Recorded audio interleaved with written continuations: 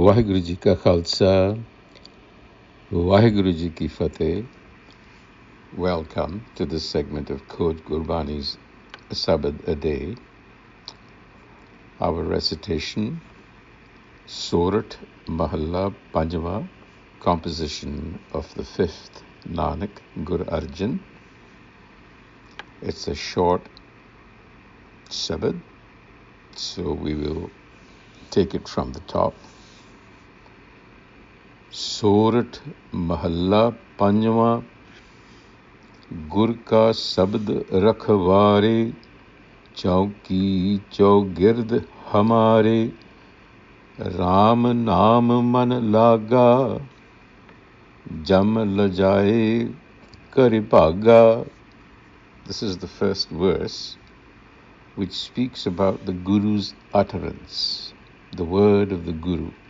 Gur ka sabad Rakhvare, protection. The Guru's utterance stands as my protector. Chauki Chaugird Hamare. Chauki is a watchtower, a sentinel. Chaugird Hamare, encircling me. So the Guru's utterance, the word, stands as my protector, like a sentinel that encircles me. Ram Naam Man Laga, and my mind is now anchored in the wisdom of the self, which means my mind, because the Guru's word protects me, my mind is grounded. It becomes grounded because Jam lajai kar paga, the messenger of death, blushes and flees. What does that mean? It means that the Guru's word, the Guru's instruction, is not simply information or concepts or abstract, but performative. It gives rise to intuitive self-awareness, which then guards against death. So death here symbolizes existential angst, the fear of death. That's one aspect. The other is the ego signifies death. It's inner death, spiritual death, if you will, that happens because of ignorance, because of fear, because of our propensity for attachment, for self-clinging. So Gur wisdom shields us from this ignorance and grounds the mind in wisdom. That's what happens when we connect with the Guru. And that in turn connects us to the Prabh. So in the reflective pause, in the Rahau, the Guru says, Prabh ji, tu mero sukh data, bandhan kaat kare man nirmal, puran purakh bidata. Rahau. So the reflection, the central idea is,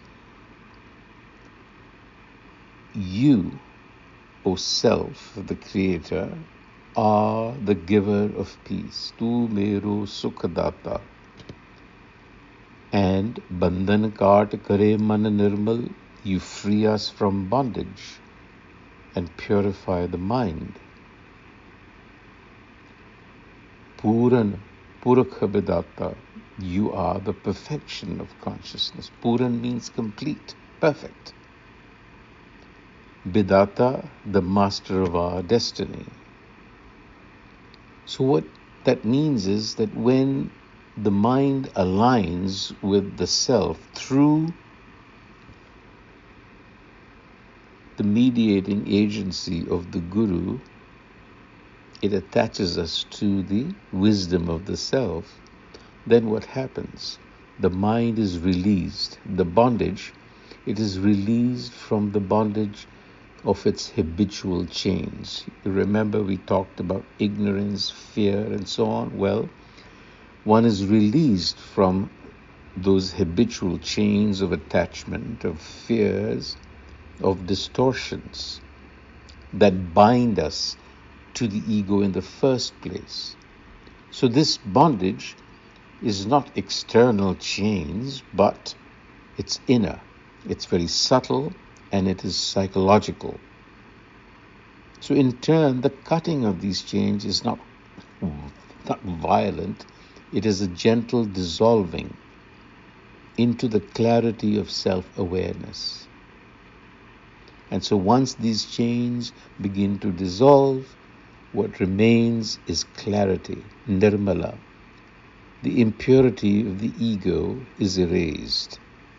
And what comes with that is peace, sukh, and the fact that Puran Purkh Bidata, recognition of perfect design behind all existence.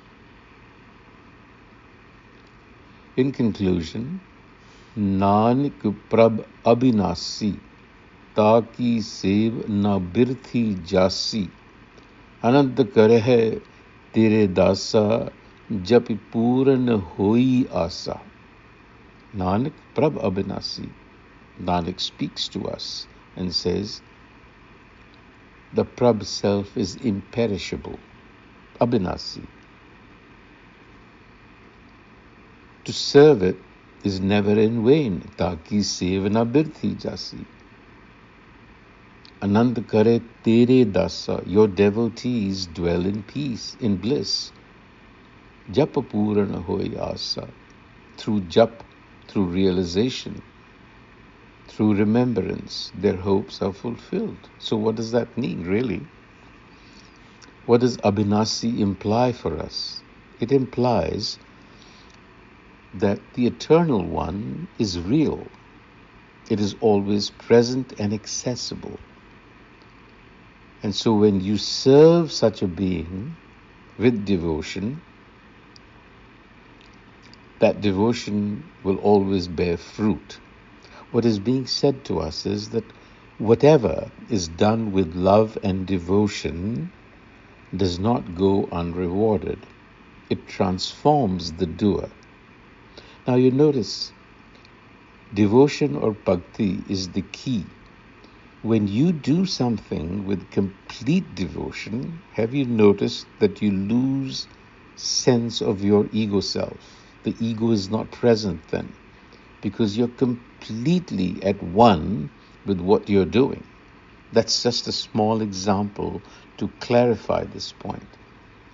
So whatever is done with devotion and love is always fruitful because it transforms the doer. And then in a celebration, a silent joy is experienced that is not dependent on outer circumstances. And with that comes the fulfillment of our deepest expectation, asa, which is what? It is, whether we know it or not, the desire for union, for peace, for clarity, for meaning. That is what happens. Vaheguru Ji Ka Khalsa, Vaheguru Ji Ki Fateh.